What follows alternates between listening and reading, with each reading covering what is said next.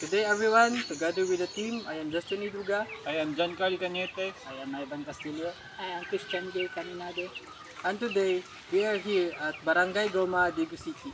Karon natay maila-ila nga usa ka farmers nga si Ma'am Feli Castillo, 44 years old and with 22 years of farming experience. Let's go!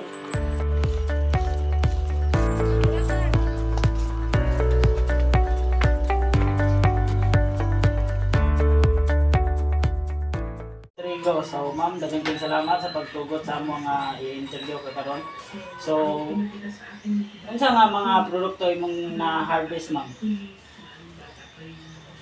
Lubi. Lubi. So unsa imong ginabuhat sa lubi pag human og harvest? Ibuntan. Hapot. Tapo. So, yun sa inyo pag-ipos sa mga lubi nga inyong harvested. Di sulod ang sako. Di pang sako. Kaya madawat mo na siya pag mawinitan. Sunod kay yun sa inyo pag kuwante na i-transport mo yung produkto Kaya sa dyan. gamit Karayo. karayo. Ikan sa area. Padulong diri sa agi-ag truck. So, sunod kay unsa man nga mga problema imong atubang sa pag kuwante pag-harvest na sa inyong sa lubi. Sa mga problema nga mga kuwan mo di mag-harvest ng mga lubi. Ang problema na lang kay barato na mo na ang problema barato ra jud ang kuan. So isod ibalik yung batas. So, Problema na mo barato kayo ang kuan. ang sunod kay unsay mga suporta nga imong kinahanglan para sa imong produkto o pangwarta. Nangita na ay ipanghatag sa dono. Parang abuno. Parang ang tanong, yung makatuan siya, pinso ka di, makadaghan ang ma-harvest mo lang, abuno.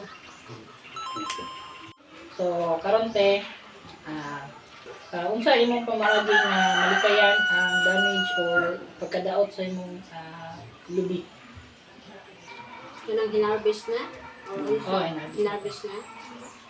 Kailangan dili siya mabulan sa init, kay bigger man no.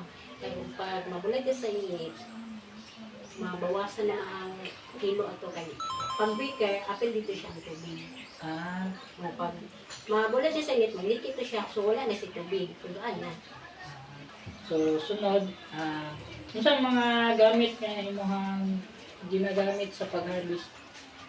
Pag pasaka, nangnuhol na mi, so sungkit ilang gamit. So, Sa pagpabunot, nanuhol po mi. Wala. Yeah.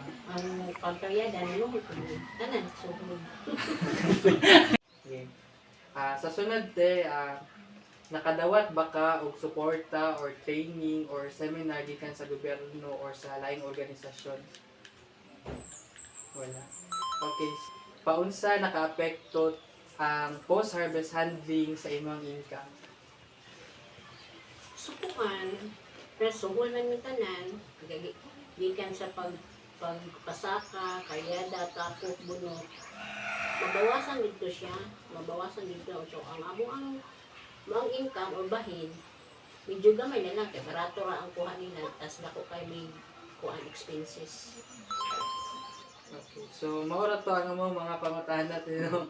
Daghan kayong salamat sa tugod sa mo nga ma-interview ka na mo karon no. So, kato lang te, daghang salamat. Sa iyo,